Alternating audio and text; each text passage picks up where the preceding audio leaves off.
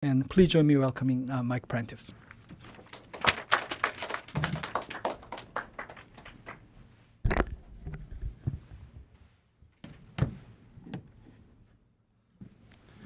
Great, thank you all for having me. I just wanted to, before I begin my talk, just wanted to say a special thanks to Professor Kwok for the kind words today, but also the support that he and the NOM Center have given me over the last year, and even actually before I came to Michigan.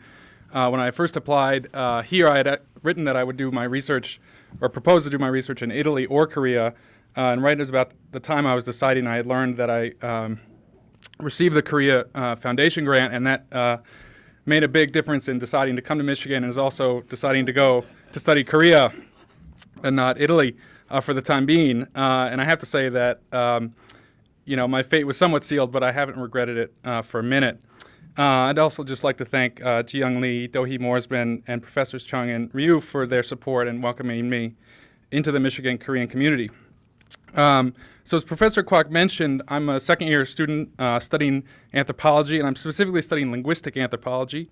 And last year I was a Korea Foundation Fellow, and this summer with an additional grant from the NOM Center, I spent about 3 months in Seoul doing a language course, as well as spending 1 month full-time at the company I'll be talking about today.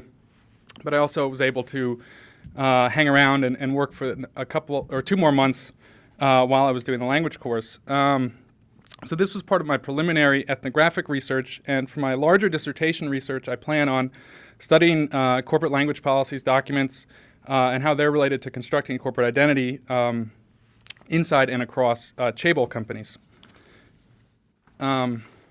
So I'll be sharing some of the insights I gathered today about English in the workplace, digital documents, and corporate voice.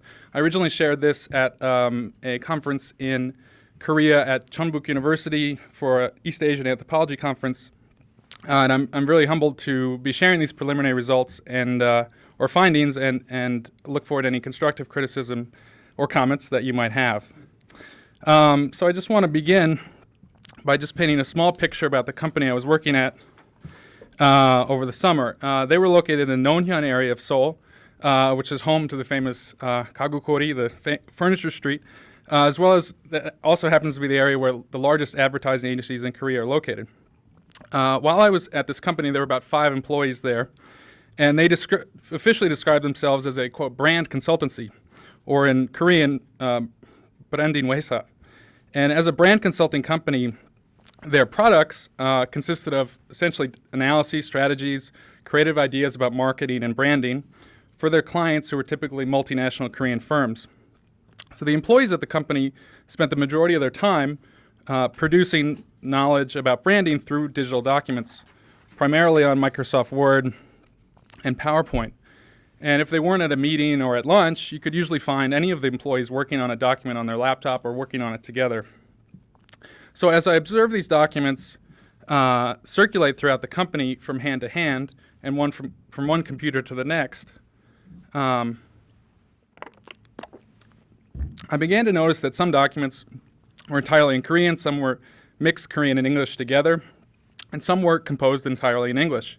So to my surprise, the documents that employees spent the majority of their time working on were those that were entirely in English, despite the fact that none of the employees had a native mastery of English, though all could communicate verbally in English very well. And I talked to them mostly in English while I was there. Sorry, Song-sang-nim. What was more, these documents usually represented the most important type of document for the company. So the documents in English were typically the documents that the company sent out to their clients that contained sort of, key product or key project, final recommendations, strategies, and analyses. So I started to ask myself questions about why, it seemed very peculiar to me at first. Why were the most important documents in a language that none of the individual employees were native speakers of? And who decided which documents would be in English and others in Korean? And did employees complete these documents alone or together in groups? And was there something being said about the use of English beyond just the meaning of the words on the screen? So on the surface, the choice of English might be explained by the fact that it was just the language of international clients, and so the company really had no choice in the matter. So, many of the discursive events that went into making the documents, as well as its afterlife, were entirely in Korean, though. So, even if thus the document was in English, a lot of the other practices that to make that document would be in Korean. So, if employee was presenting this document at a meeting, he or she would usually speak it over in Korean. Emails too that contain the documents, saying, here is the final document for our creative brief, for example. These would be written in Korean as well. Likewise, if one employee edited the document for the other, those would be in Korean. So I started to see that English was, the use of English was focalizing in and around the language inscribed in the digital documents, even though the language around it was still in Korean. So I started to think about over the summer, what was it about these documents, and specifically their digital format, that made English seem like the natural and logical choice. So I want to talk about two main areas of what I investigated further. One looks at exactly whose voice is being created through the construction of these documents in English. And the other area that I wanted to investigate was how the actual properties of digital documents allow, as well as constrain, a voice to be created. So there are three properties identified that connect these two aims together. They're called heteroglossic invisibility, semantic transparency, and digital leftovers. And I'll talk about those a little bit later. But I just wanted to start talking about the first rabbit hole that I went down. So one of the fascinating things about the employee's production of digital documents is that for all the labor time invested in constructing these documents, it sometimes could take multiple weeks just on one single PowerPoint. Most of the digital documents never even listed the names of the employees anywhere on any page or slide.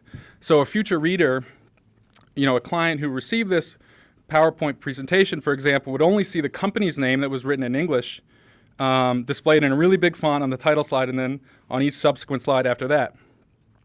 We read about corporations all the time, and we often take for granted that that they can do or say or write or report things, and without often thinking about who created such documents or where they even came from.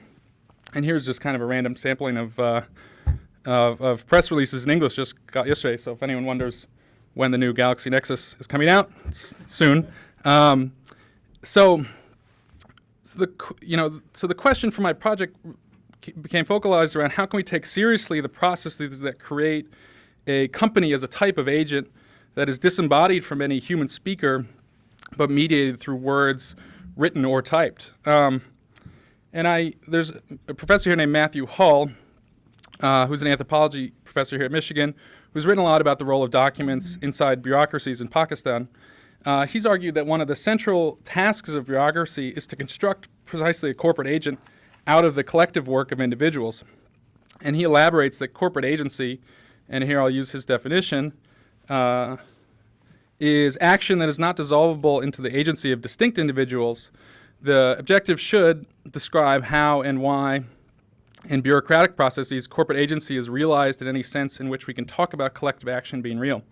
So the challenge is to understand collectivization and individualization as simultaneous functions of the same bureaucratic processes, taking neither the agency of the individual nor the organization as given. So I like this quote because it shows that part of the work that employees do is the construction of the companies themselves as agents in the world. So employees engage in work in which they represent and speak for themselves as well as the company. So we should heed both processes, employee making and corporation making, as mutually constituting each other, rather than trying to uncover, the employee or the individual agency lying beneath, a big bad corporation. So now, company is constructed not just through PowerPoint documents, of course. There are many different types of text that can make up a company. Certainly one is through legal papers of incorporation. And at the company I worked at, they had a website, business cards, certainly all the logos that were all over the wall. But I think there's a difference between certain types of static or fixed text and the everyday practice of creating, editing, reviewing PowerPoint and Word and other types of presentations that were really living documents. And like I mentioned, employees spent almost all of their time working on these documents. And I would argue here that it's the linguistic performance, specifically of English, in these documents that becomes the way for the company to demonstrate its presumed competence in English. So to give a quick historical example, I wanted to point to the only English language ethnography of a chaebol written in Korea by an anthropologist named Roger Janelli. He wrote a book called Making Capitalism in 1993, which addressed issues of resistance and opposition between upper and lower levels of management inside one chaebol.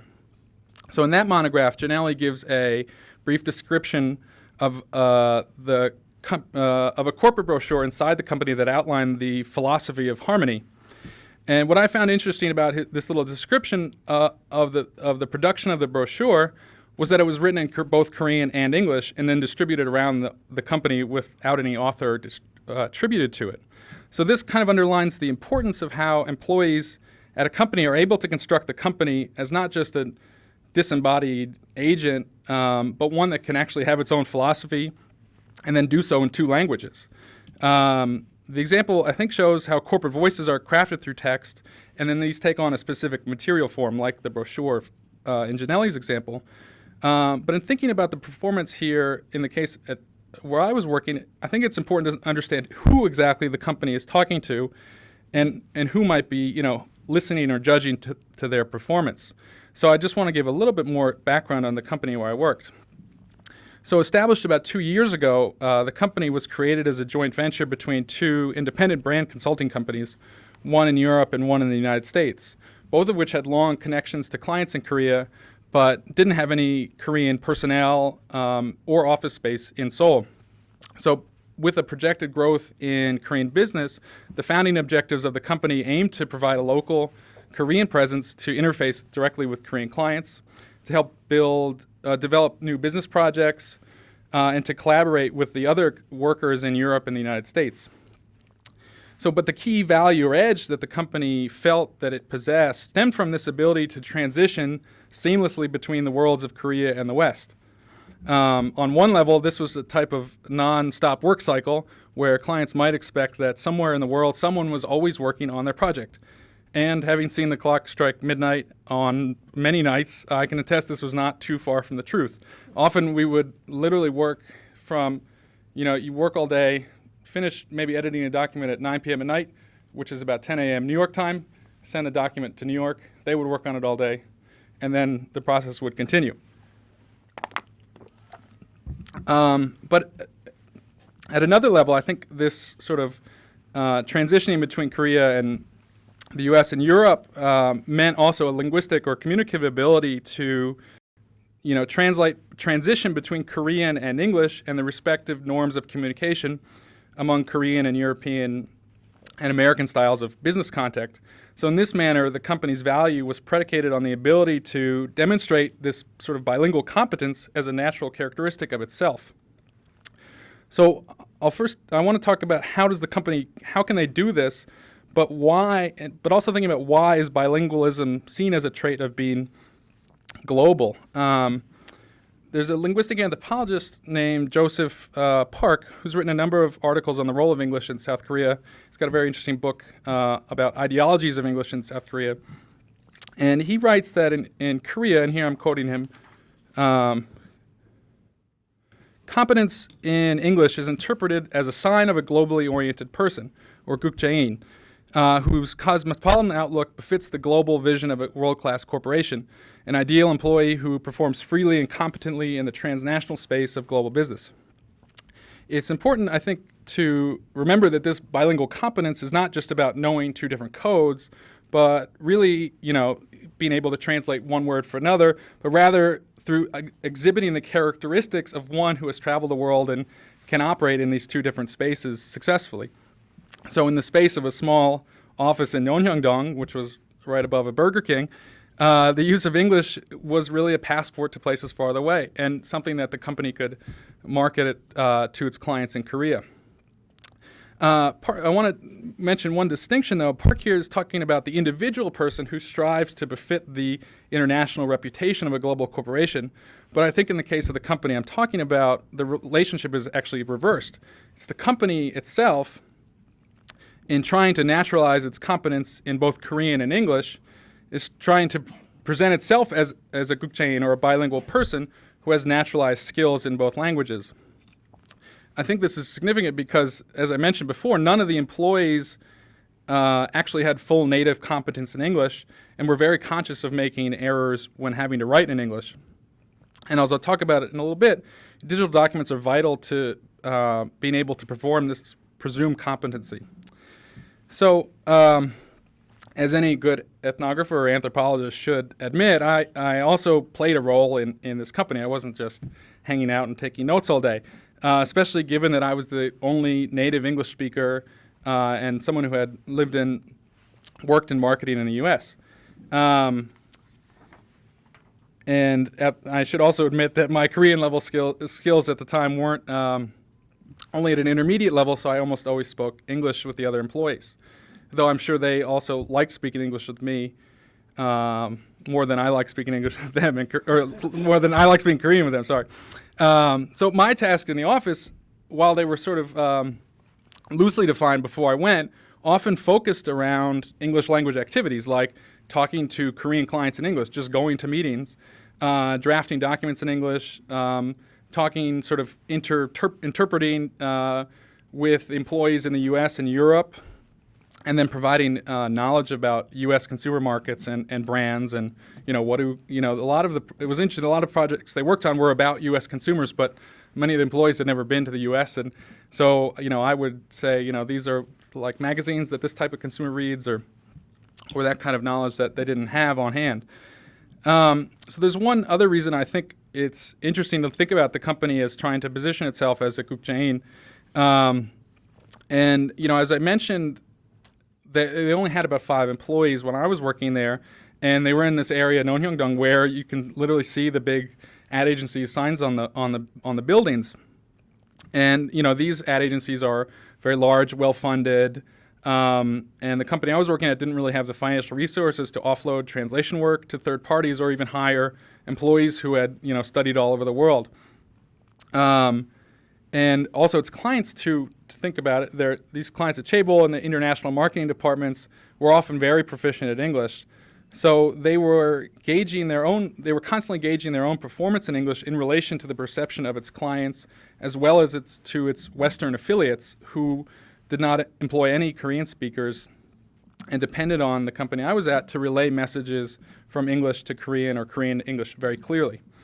So I just wanted to recap a little bit what I was saying about the construction of corporate agency through English. So while the English might have been determined by the fact that corporate policy demanded it or that its Western affiliate companies didn't even speak Korean, the performance of English, in a way, became a way for the company to demonstrate its own bilingual competence among clients, but tied up in this was a risk that if the company did not perform very well, they might ruin that edge that they sought to exhibit. So I want to now shift to talking about, check my time, the documents themselves, and how the properties of documents allow for this voice to be produced, but also in maybe ways that it constrains it in new ways as well. So digital documents open up a space for new possibilities that are not afforded by oral or even handwritten communication. So I just want to point out a couple basic differences, then I'll explain these clunky terms. So take, for example, when presenting a PowerPoint, an employee might, typically the boss, would present a voiceover in Korean to the contents of a document. Just as if I were presenting this document in English, I would be sort of loosely translating it into Korean as part of the presentation to the other Korean clients.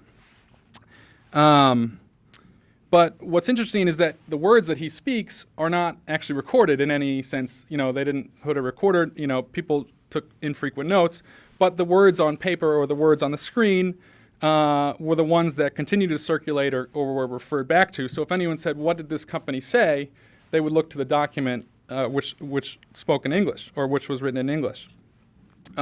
Similarly, even thinking about emails that constantly go back and forth between the clients and the company in Korean, while also digitized, these only had a very small circulation between whoever was on the email list.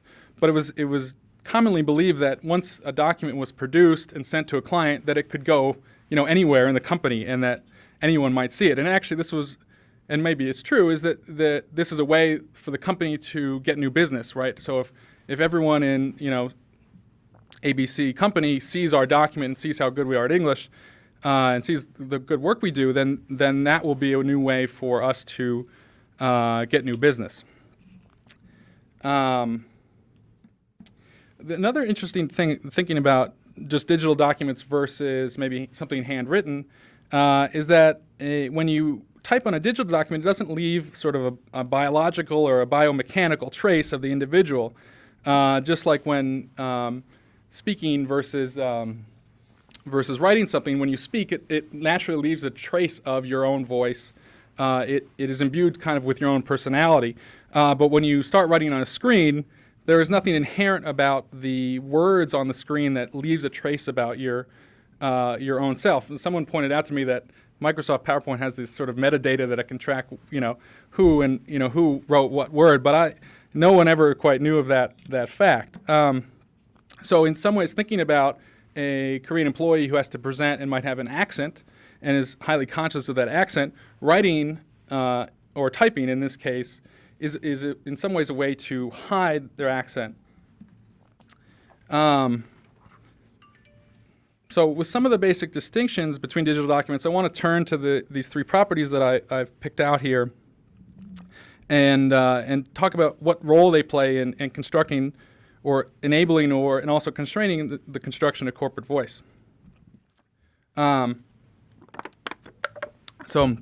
the first one is this term, and I made all these up, and I'm still working with them as kind of things to think with. The first one is heteroglossic invisibility. So the heteroglossia is a term that was coined by the literary scholar Bakhtin, and it describes kind of the state of multiple voices or multiple vernaculars present in any society, full of different accents, different words, different types of people that are associated with them. And invisibility essentially means making these multiple voices hidden behind the curtain or subsuming them to a dominant voice.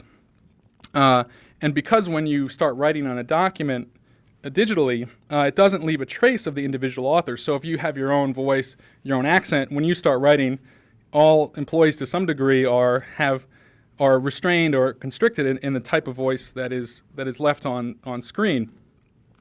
So invisibility in this sense almost comes by default when anyone starts typing up a document.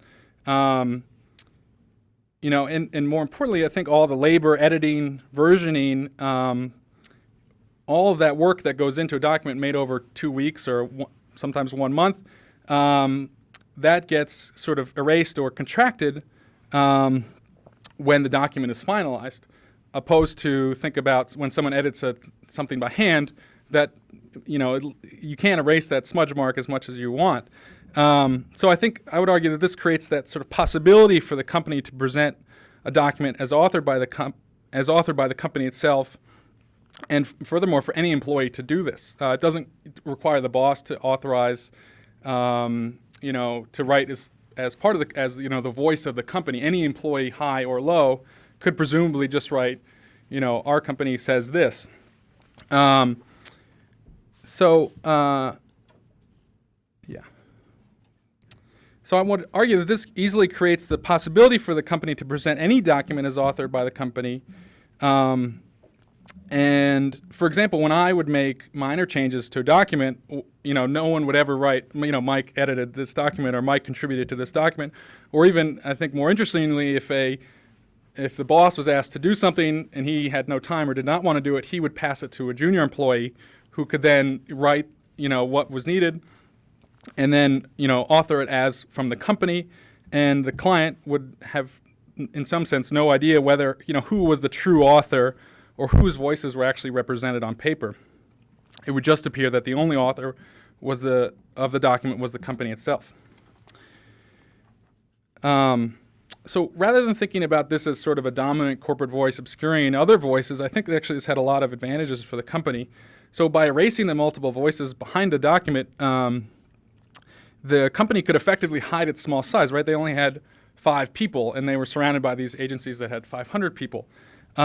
When you write a digital document, you effectively conceal whether it has 5 or 50. You can't quite tell how many people actually worked on this document.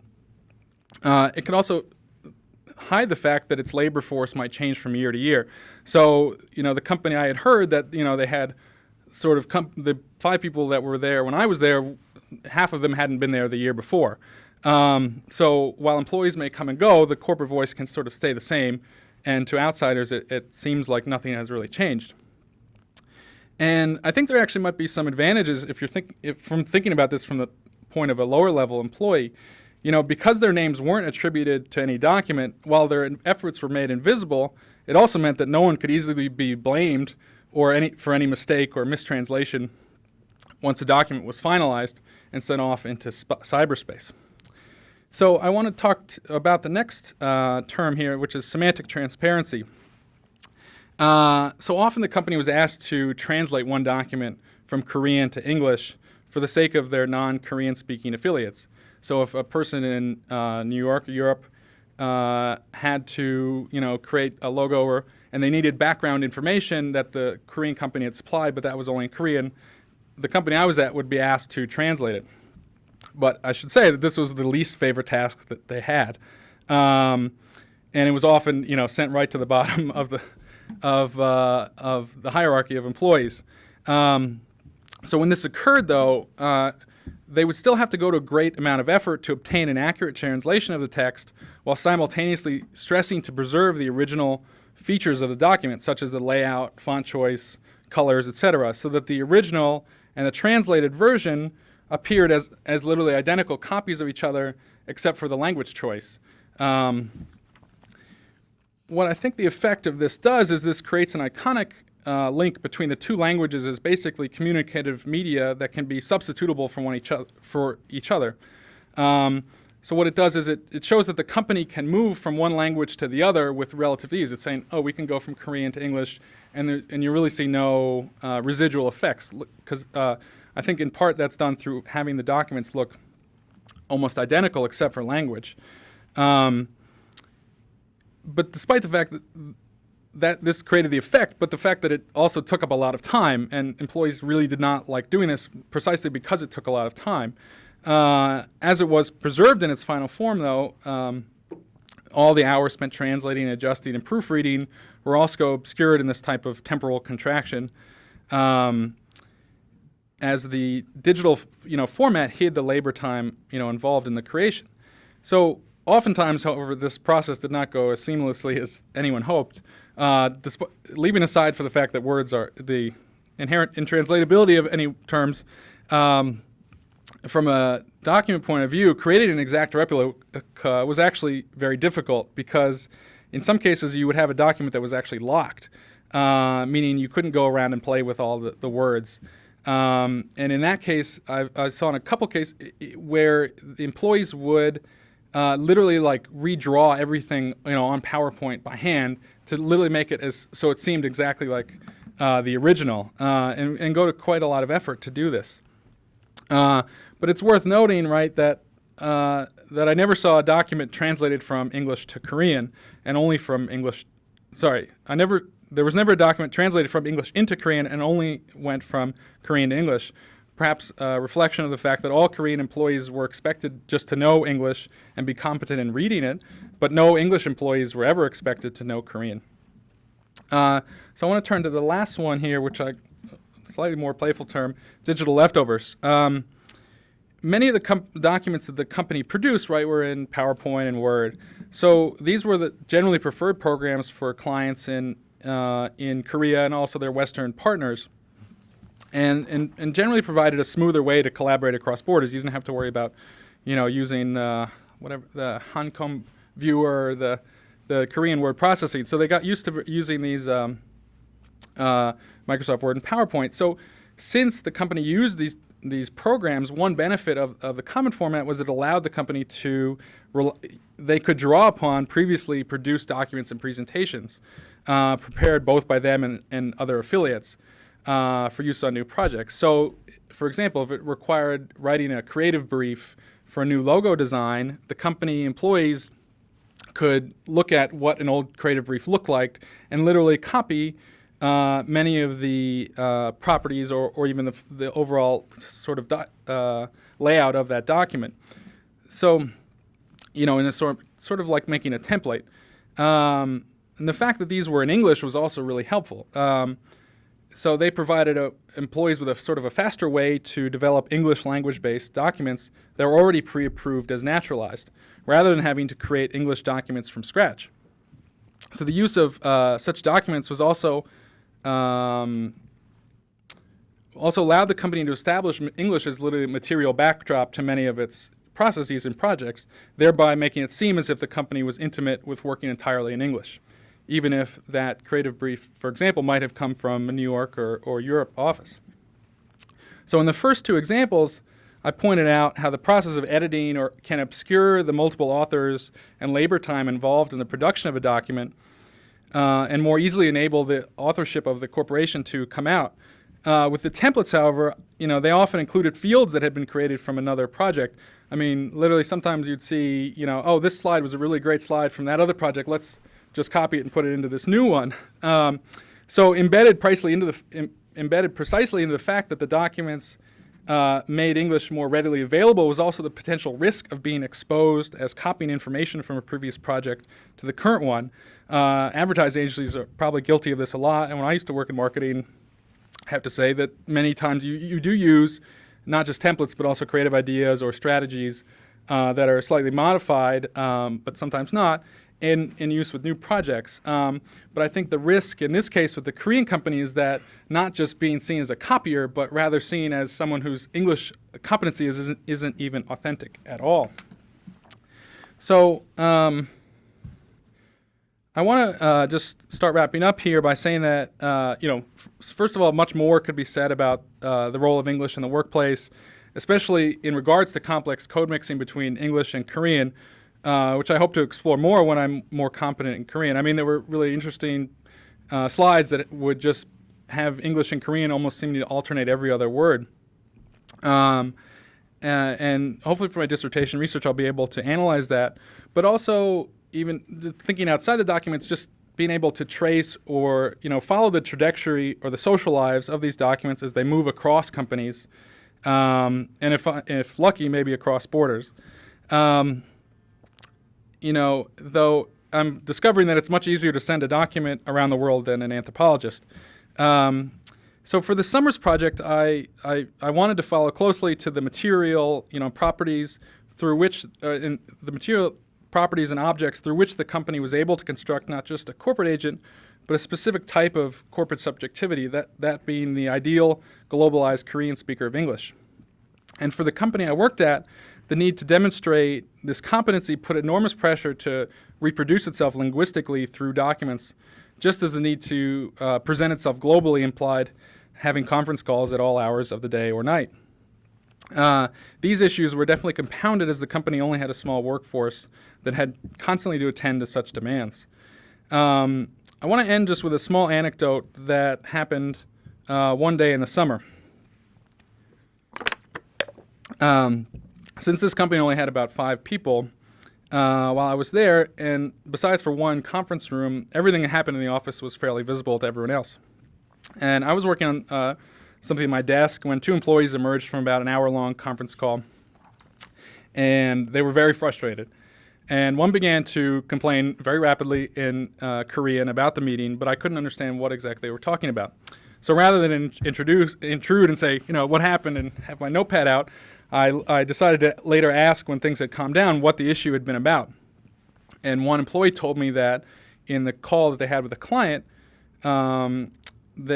had decided, rather than give them a very exciting project or exciting tasks, in studying consumer behavior or coming up with new recommendations about branding and marketing, that they had just been given a lot of mundane tasks, not, that the employees were just not excited about, and they didn't even think that this is the type of work that the company should be doing. So when I asked the other employee, what did they say, or what did she say about that, and she said, in reporting this, she said, what do they think we are, just a translation company?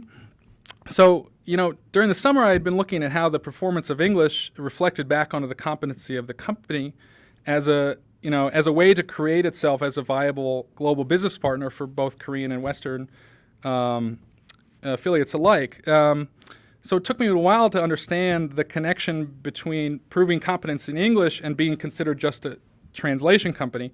I think, with this little anecdote, you can see how embedded in the ability to show its skills as a bilingual company it carries it with the risk of being considered just a translation company for whom language is merely a code or just a go-between and not the production of living, breathing people. And there I'll stop. So thank you very much. I look forward to your comments and questions.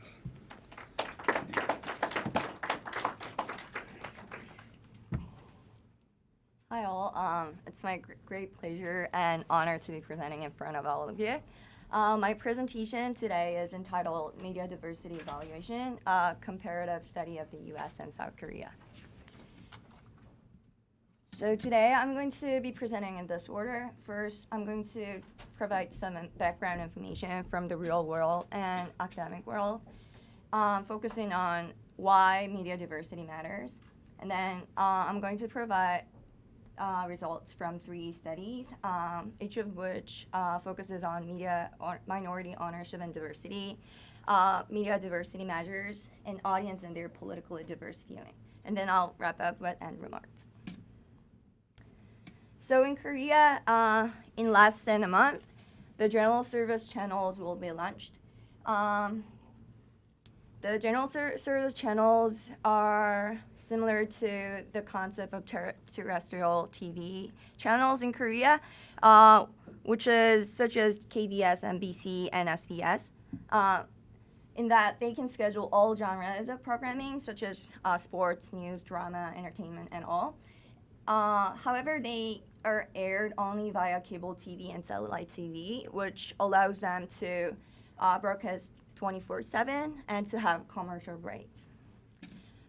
Interestingly, the 4 general service channels are affiliated with Joseon Daily, JoongAng Daily, Donghwa Daily, and Mail business newspapers.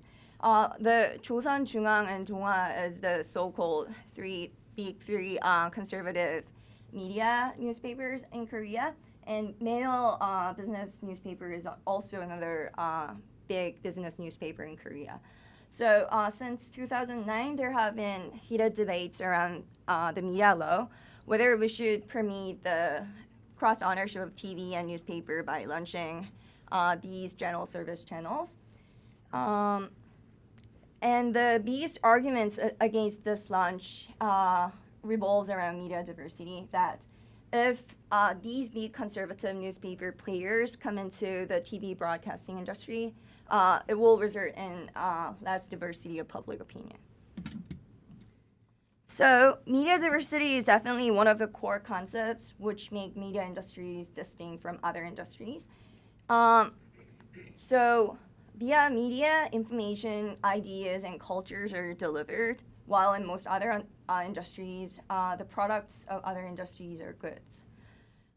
Since an open marketplace of ideas, meaning that a media environment with diverse viewpoints and information available is ideal for a healthy democracy. The media diversity has been treated as one of the core purposes of communications policy, in addition to economic efficiency. So today, technological convergence blurs the boundaries between media.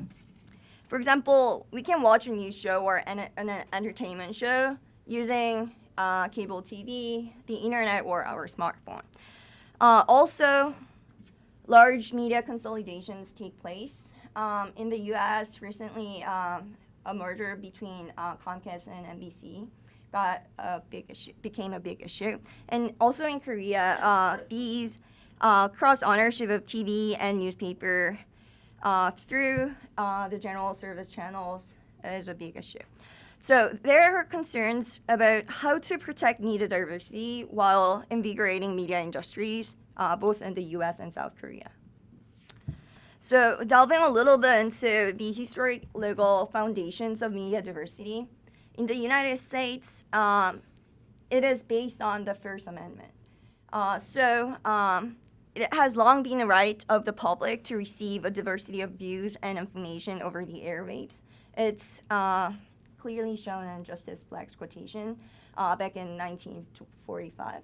And in South Korea, media diversity is a recent issue. According to the broadcasting law, media diversity, or more specifically diversity of public opinion, has been treated as one of the scheduling criteria for broadcasters. And also, in order to guarantee broadcasters' diversity of public opinions, the diversity committee has been created. There's one famous quotation by Peter Drucker. The quote is, "If you cannot measure it, you cannot manage it." So for the people who are for the promotion of media diversity, the question remains is how can we define and measure diversity of viewpoints? It's difficult. However, let's say if we can, then another issue that arises is that there is this anti-censorship constraint of the First Amendment, which doesn't allow policymakers to directly regulate content to control for diversity of viewpoints. So the policy institution, both in South Korea and the US, the Korea Communications Commission and the Federal Communications Commission, they have long been adopted structural regulation governing broadcast ownership. So this rests on the assumption that the diversity of ownership will result in the diversity of viewpoints. Let me explain this in the U.S. context. As we all know, the U.S. is a racially diverse country. So there have been debates around diversity and ownership policies, especially involving minority ownership, employment, and content. Back in the 1970s, media preference policies, essentially it is to promote minority ownership in broadcasting industries and to promote minority employment in those stations in order to promote a diversity of viewpoints. It was due to the FCC's realization of the serious underrepresentations of minorities in broadcasting ownership. But in the 1980s, the minority preference policies have been challenged. And even in 2011, while I was working in the FCC, there was a new case coming up. And the current FCC's diversity policy, the diversity order, is still being challenged. So the reason behind why these minority preference policies are being challenged is the doubts concerning the assumed relations between minority ownership, employment, and content. What the FCC's Chief Diversity Officer, Mark Lloyd, and I call the triangle. So over the summer in the FCC, I reviewed studies that were either funded by the FCC or recognized by the court that examined the nexuses between minority ownership, employment, and content. So there were more than 100 studies, and I individually reviewed around 40 to 50 studies. So before looking at each nexus, it may be helpful to have a sense of how each of the concepts were defined and measured. So regarding minority ownership, the racial identities of media outlet owners were identified using broadcast industry data. And the racial identity of employees were also identified in a similar fashion. There were more flexibilities in defining minority content, depending on what data were used. For example, if broadcast industry data were used, minority contents were defined as programming formats for minority audiences. When survey data or interview data were used, minority content were operationalized as owners' intention to tailor content to their communities. And then there were some other measures for minority content if researchers use content analysis of news. So regarding the first nexus between ownership, minority ownership, and employment. So it's a complicated table, but you can just look at the red letters on the left. So it seems that from 1980s to 2000, it seems that the prevalence of minority owners has been related to the employment of a more diverse group. And regarding the nexus between minority employment and minority content, there seems to be an association too between the minority employment and minority content. But the third nexus regarding minority ownership and content, the evidence wasn't very conclusive. Some researchers found a nexus while the others didn't when they operationalized minority contents as news and public affairs minutes. So basically they were looking at whether there were more news aired in minority-owned stations, which is questionable. But when the content is measured by using content tailored toward the minority communities, almost all studies found a nexus. But depending on what data each researcher used, contents for minority communities were measured slightly different. For example, if broadcast industry data were used, minority content were measured as certain programming formats for minority, for example, Spanish language, Black, SAS, and urban programming. And when survey and interviews of owners and managers were used, minority content were measured as owners' intention to promote content tailored toward their minority communities. And lastly, some researchers did content analysis, and they checked whether more minority appearance in news happened and more issues, more racially significant issues were covered in news content. So in minority-owned stations, these minority appearance in news and racially significant issues appeared. So wrapping up, there seems to be at least some support for the assumed nexuses between minority ownership, employment, and content, the triangle, and thus for some support for the FCC minority preference policies.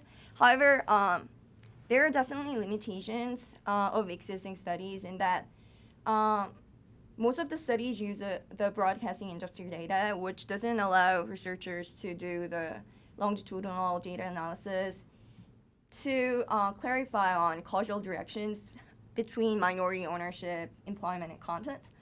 So to build upon the existing studies and further enlighten the FCC's diversity policies, I think it would be important to give efforts to clarify on why there are certain associations between these components. And also, among policymakers as well as scholars, there needs to be more discussion regarding how to define and measure minority content. For example, some studies looked at just news and public affair minutes as opposed to content tailored toward minority communities. If we believe that by promoting minority ownership, we would like to see more of the content tailored toward minority communities, we should do more research on this. However,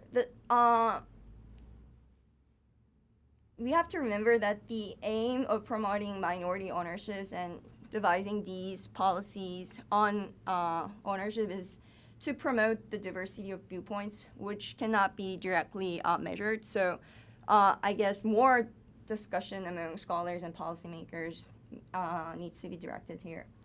And also, these studies mostly considered just one or two services. So given the multimedia environment, it would be important to include more new medias into studies.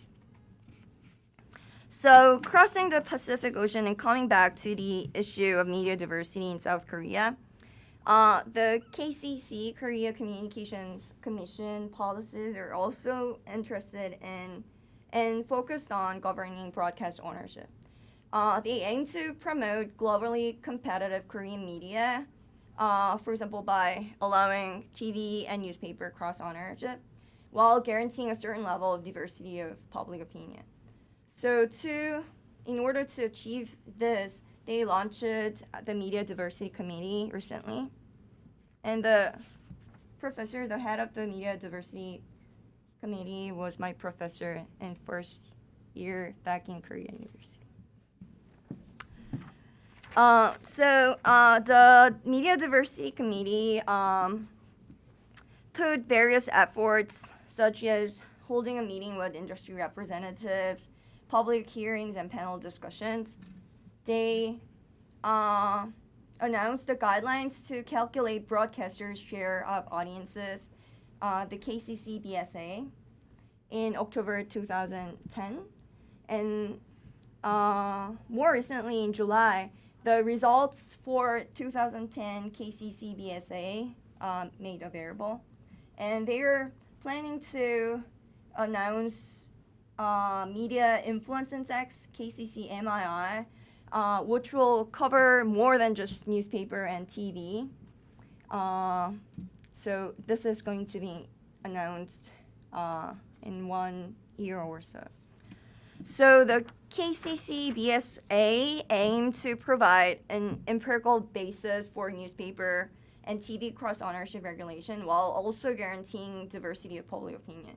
For example, if a certain newspaper owner attempts to cross on a TV station, the KCC will calculate the BSA of the newspaper owner, and if it's more than 30%, they are going to inhibit the attempt.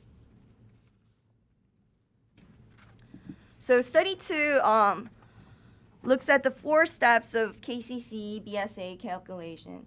And I'm interested in comparing these to the FCC Diversity Index, which was devised in 2003, but was discarded. There are similarities and differences in those 2 measures that are worth discussing to further enlighten policymaking in both countries, especially regarding the design of the KCC MII, which is going to happen soon. So before going into each step, I'd like to clarify that media includes TV, newspaper, and stuff like that.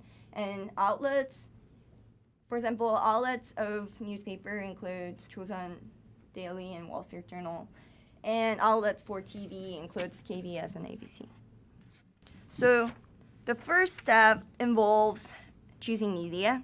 The KCC included newspaper and TV, including terrestrial, cable, and satellite TV, because their criterion in choosing the media was whether outlets provide content on a real-time basis, whereas FCCDI is more similar to the KCC MII that's going to be announced, because they included TV, newspaper, radio, and the internet. All of them, but interestingly, cable and satellite TV were excluded because due to their national basis. So an important point to consider in further devising MII would be how to incorporate the internet and the smartphones. Well, because people nowadays access news, public affairs information via these new media. And the second step involves assigning weights to media. The KCC devised media exchange rate, which is essentially the ratio of newspapers' influence in forming public opinions to that of TV. And this was assessed to be 0.49. So the newspaper's influence in forming public opinions is about half of TV. And 0.49 was assessed based on two considerations. First, audience-wise, the audiences, whether audiences used newspaper or TV to obtain public affairs information, and if they did, how much they use, and how the level of dependency of individual audiences for this individual media in obtaining public affairs information were considered. And market-wise, the data, the ratio of advertising revenue of newspaper to that of TV based on industry data were accessed. The FCC diversity index also accessed media weights, but it was widely criticized because they relied on one survey questionnaire that asked whether individual audience used certain media to access news and public affairs information or not. So I think KCC BSA did a pretty good job in assigning weights to media, but there may be a problem of multicollinearity because they consider too many components. And also, it's a good attempt to include advertising revenue as a criterion, but thinking about in KCC MII, we may need to include the internet and smartphones in the index. It's interesting to see that the total industry advertising revenue is the biggest for terrestrial TV, followed by newspaper and online. However, in terms of the number one player within each media industry, the neighbor, the gateway for online services, has the largest advertising revenue, even when compared to NBC or Chosun Daily, the traditionally big players. So, and the third step involves assigning shares to outlets. And the KCC devised ratings based on, so for TV, ratings are accessed based on a survey of audience, and newspaper ratings are accessed by first getting the subscription rates based on readership data available industry-wise, and then these rates are multiplied by media exchange rate, which was accessed to 0.949, so that the ratings of newspaper can be compatible to TV ratings. However, the FCC Diversity Index chose a simple step. They put an emphasis on the number of available outlets, so they basically gave equal shares to all outlets within a medium. Thinking about future, the KCC MII may need to think how to incorporate webs and apps in these indexes. And lastly, the fourth step is calculation and diagnosis. Finally, the KCC broadcaster share of audience of an outlet owner is assessed by having the rating divided by the total rating of the broadcasting industry, and it's multiplied by 100. And if an owner has more than two mediums, they got added. And the diagnosis is made when there are more than 30% of these BSA for an outlet owner, and he or she may be regulated. The FCC Diversity Index used the HHI rationale, which is widely used in the economics, and it's actually outlet shares multiplied by media weights and the square of that number.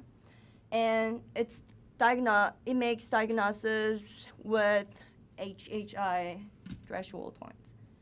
So I would like to raise a question that what is a good threshold for regulation? Because the 30% of current BSA threshold point is rather arbitrary because in July, they announced the results for KCC BSA of 2010, and there were only one owner that had more BSA than 30%, that was KBS affiliates. And because it's publicly owned media, there's no regulation taking place. So we might consider this. So to sum up, I think because the South Korea KCC was late in devising these measures, they did a pretty good job in understanding audiences and newer media. Working at the FCC, I had a sense that communications policies are designed and implemented by mostly experts from economics, engineering, and predominantly law scholars. But in the KCC's diversity committee, lots of experts from the communications field, business field, law, economics, etc., were recruited. So I think they did a very good job in the audience and covering newer media. Going back to the 4 steps, I think it's important to consider how to incorporate the internet and smartphone in these devices, in these indexes. And also, we might want to think once again about, is it good to include advertising revenue as a criterion for media weights? And what would be a good threshold for regulation? And also, one other sense that I had by working at the FCC was that there are lots of participations in policymaking from citizens. They have this system of notice of inquiry. So before design and implementing policies, they asked all the players in the society, for example, industry representatives, advocacy groups, and all, to give an idea and feedbacks about the FCC's proposition of policies. So although the KCC went through steps like public hearings and panel discussion with experts, I think there are less participation from citizens, so that would be desirable. But still, since the KCC policies also primarily governs the media ownership, and these policies rest upon the assumption that distinct ownership represent distinct viewpoints, which will be processed by the audiences. And I wanted to make a point that going back to the issue of general service channels, weren't we concerned that the conservative big 3 newspapers come into the TV industry? So the third study, which I presented at our department, focused on the audience, and I created a term, politically diverse viewing, which is essentially audiences' exposure to diverse news contents based on different political advocacies, for example, whether contents are liberal, neutral, or conservative. And I wanted to see their association with democratic citizenship. But for the interest of time, I'll just skip over the third study and wrap up. I'll be happy to talk about this after presentation.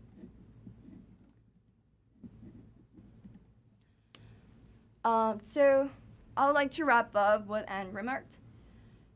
So far, the discussions around media diversity policies, both in the United States and Korea, I think KCC and FCC can learn from each other. South Korea made interdisciplinary efforts, which led them to have a better understanding of audiences and newer media. But the U.S. tried Media Diversity Index earlier, which is partly why they discarded the index. And also, historically, the U.S. gave more consideration to racial diversity. And also in Korea, rapid influx of foreign immigrants and workers and those foreign people are coming into South Korea, so it might be helpful to consider this. And for future directions, both United States and Korea need work on verify the assumed relations among ownership, content, audiences exposure, and their processing of these contents to further support their policies focusing on broadcasting ownership. And also, since the KCC is going to announce MII, it will be interesting to continue to pay attention, and it would be great to contribute to the design of MII. And I'd like to end this presentation by once again media diversity. When it is referred as an aim of communication policy, it's the diversity of viewpoints and public opinions. So just primarily focusing on ownership, employment, content, and so on, we are losing our focus on the aim, which is diversity of viewpoints and public opinions. Thank you.